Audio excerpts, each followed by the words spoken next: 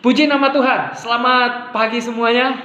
Yes, ini merupakan hari yang dimana kita bisa bersuka cita meskipun ibadah kita masih secara online. Ya, ada beberapa daerah di Indonesia, ya Indonesia Timur, daerah Kupang, daerah yang lainnya sudah mulai bisa beribadah dengan protokol kesehatan yang ada. Tapi kita percaya bahwa nanti akan dapat gilirannya untuk Bandung. Amin. Kita bisa beribadah kembali di gereja dan kita bisa mengucap syukur bersama-sama untuk kebaikan dan pertolongan Tuhan. Baik, pada bulan ini, ya kita minggu pertama di bulan Juli ini kita akan belajar tentang iman dan pengharapan. Nah, bulan kemarin, bulan Juni kita membahas tentang masalah doa. Nah, bulan Juli ini kita akan membahas tentang iman dan pengharapan. Nah, tema kita pada minggu ini adalah examine yourself. Menguji diri kita sendiri. Nah, 2 Korintus pasal yang ke-13 ayat yang ke-5. 2 Korintus pasal yang ke-13 ayat yang ke-5. Mari kita buka Alkitab kita bersama-sama. 2 Korintus 13 ayat yang ke-5. Dikatakan bahwa ujilah dirimu sendiri, apakah kamu tetap tegak di dalam iman. Selidikilah dirimu, apakah kamu tidak yakin akan dirimu bahwa Kristus Yesus ada di dalam diri kamu?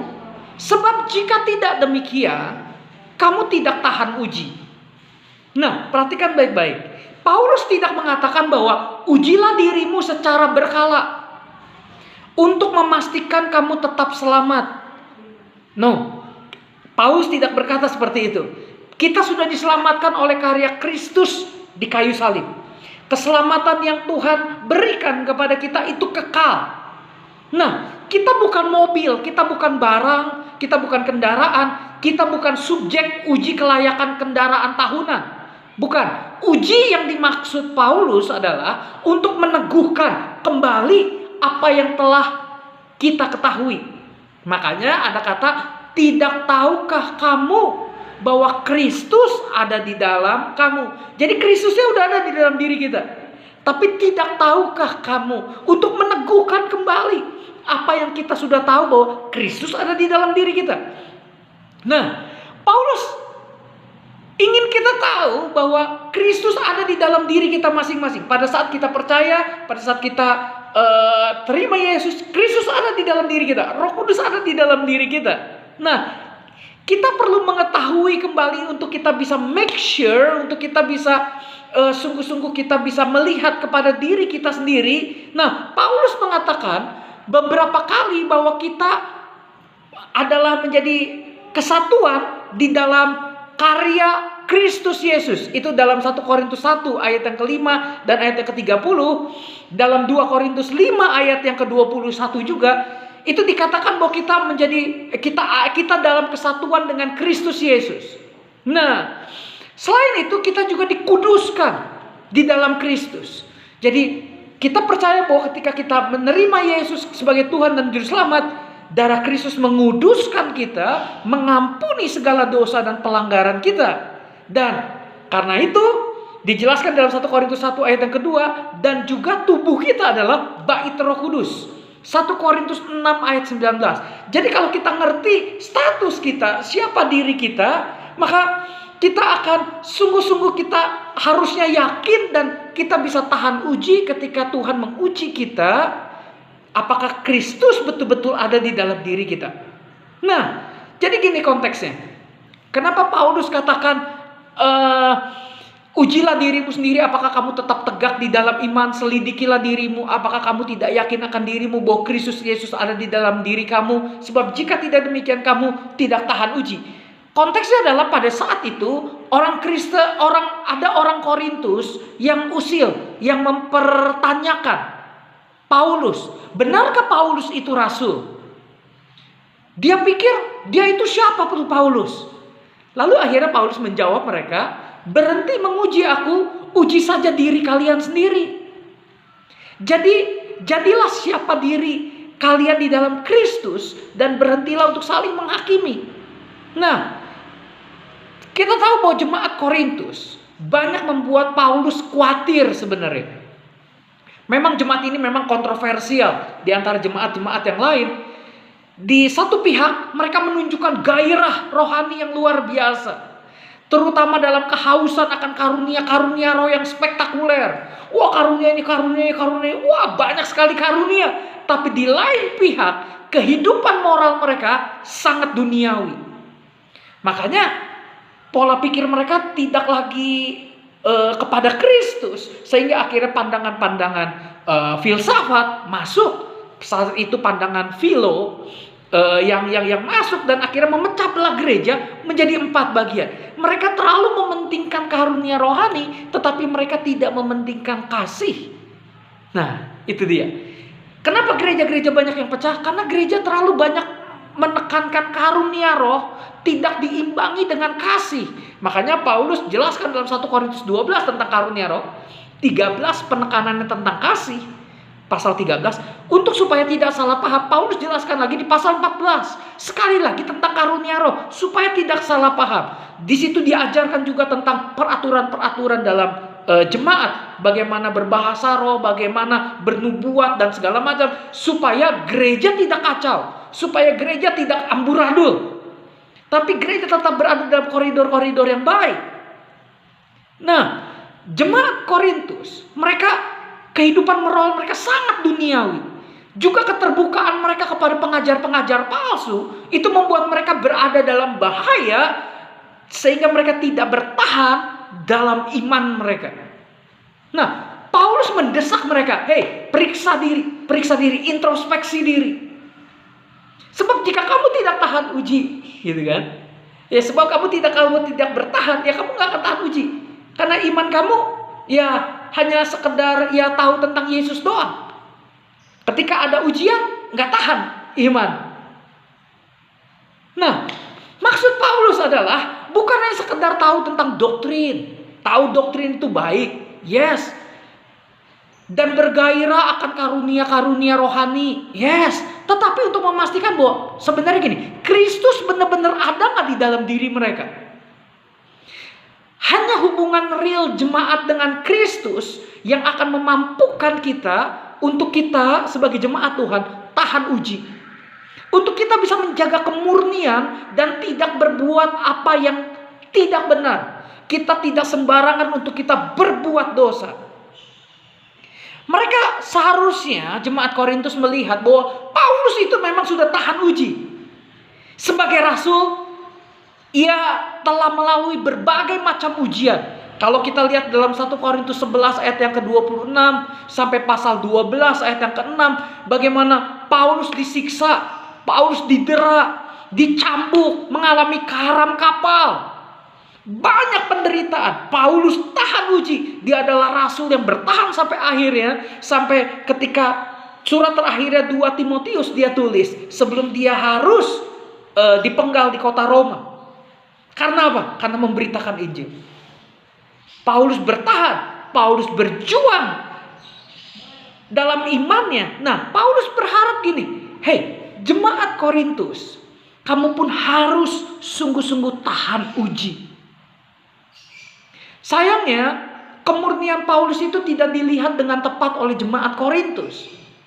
Kendati demikian, Paulus berjuang berharap memberikan pengertian kepada jemaat Korintus agar mereka bersungguh-sungguh hidup di dalam kebenaran. Doanya adalah agar mereka kuat di dalam iman dan menjadi sempurna, menjadi dewasa. Mereka bisa tahu apa yang menjadi kehendak Tuhan dalam kehidupan mereka. Nah, siapa yang tidak tahan uji dalam Kristus? Ya, mereka yang ada di dalam luar Kristus. Orang yang belum percaya. Jika Anda termasuk dalam kelompok ini, ya Anda harus bertobat dan mempercayai tentang kabar baik tentang Yesus. Betapa Yesus mengasihi kehidupan Anda, mati bagi Anda, dan hidup bagi Anda. Jika kita masih ada di luar, satu-satunya jalan masuk adalah melalui pintu kasih karunia-Nya. Berbaliklah kepada Allah dan percayalah bahwa Ia mengasihi Anda seperti seorang ayah kepada anaknya. Gantikan hidup lama Anda yang hancur berantakan dengan kehidupan yang sesuai dengan firman Tuhan. Tidak tahukah Anda bahwa Kristus ada di dalam diri Anda, di dalam diri kita? Tidak tahukah bahwa tubuh kita adalah bait Roh Kudus? Roh Kudus berdiam di dalam diri kita. Dan kita adalah persembahan yang kudus, yang hidup dan menyenangkan hati Tuhan.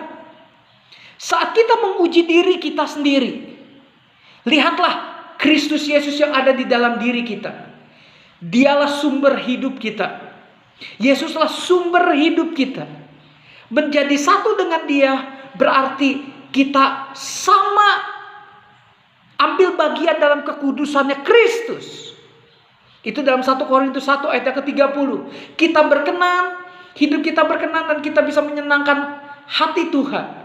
Kita bisa berdiri di hadapan Allah karena Yesus yang membuat kita demikian. Apa yang dikatakan Rasul Paulus di sini tentang tugas orang Korintus adalah untuk menguji diri mereka sendiri. Examine yourself. Uji dirimu sendiri. Itu adalah tugas orang Korintus. Supaya mereka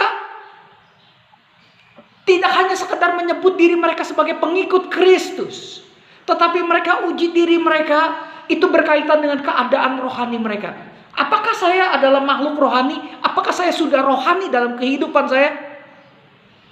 Kita uji diri kita. Apakah kita seperti sama dengan orang dunia? Orang dunia mabok, ya udah ikutan mabok. Orang dunia ngerokok, ikutan ngerokok.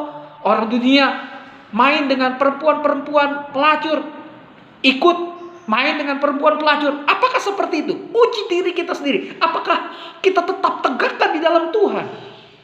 Kita bisa pergi ke gereja, tetapi kita bisa berbuat dosa jalan terus. Hari Minggu kita bisa beribadah, hari Senin sampai Sabtu kita bisa berbuat dosa. Uji diri kita sendiri. Uji dan cek diri kita, selidiki diri kita. Pertanyakan jiwa kita sendiri. Apakah Kristus ada di dalam diri kita atau tidak? Sebab jika tidak demikian, kita nggak akan tahan uji ketika Tuhan uji kita. Kalau kita adalah emas murni, if you are gold, why are you afraid of fire? Kalau kita adalah emas murni, mengapa kita takut api? Karena kalau kita kayu, begitu api menguji kita, kita akan hangus. Tapi kalau kita emas, begitu kita diuji, kita akan jadi emas yang murni di hadapan Tuhan. Kita cek diri kita. Sebab jika kita tidak tahan uji, kita nggak akan tetap tinggal di dalam iman kita. Apakah benar Anda sungguh-sungguh beriman kepada Yesus Kristus? Ataukah Anda beriman kepada diri Anda sendiri?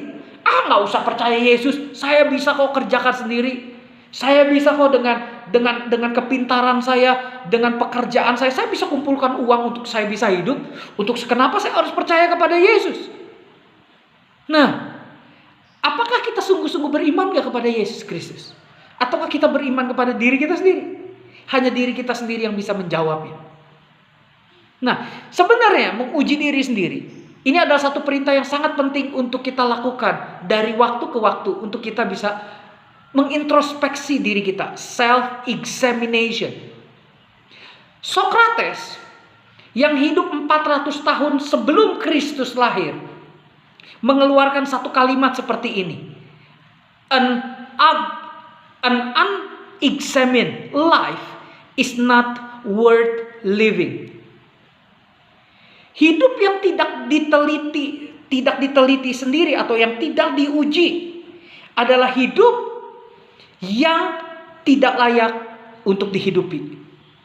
Hidup yang tidak diteliti sendiri, hidup yang tidak dianalisa oleh diri sendiri, hidup yang tidak dievaluasi oleh diri sendiri adalah satu hidup yang tidak layak untuk dihidupi.